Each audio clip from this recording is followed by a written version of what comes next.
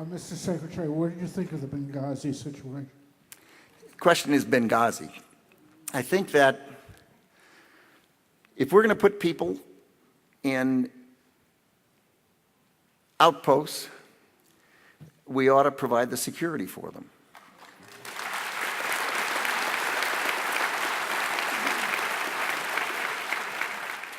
If we can't provide the security, we ought to take them out.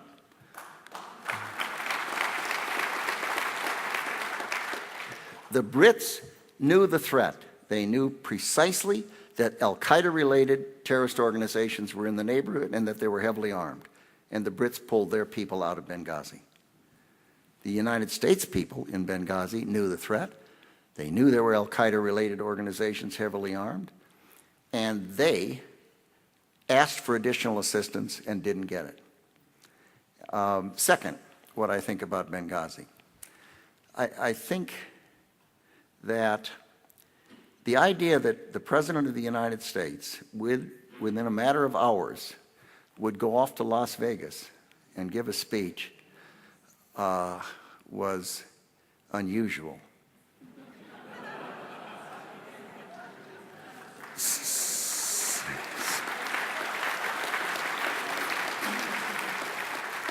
Sometimes I understate for emphasis. That he then would go to the United Nations and tell the United Nations that it was a spontaneous demonstration related to a YouTube video. He had to have known that that was not the case.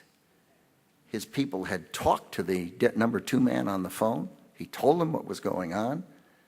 It was not a mystery.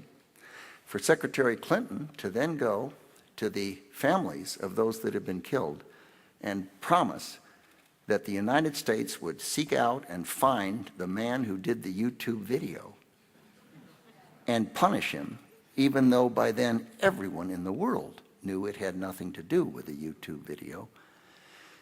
It reminded me of Mark Twain, Samuel Clemens's book, Huckleberry Finn, where he said, "You can't pray a lie." That's what I think about Benghazi. I think it's unfortunate.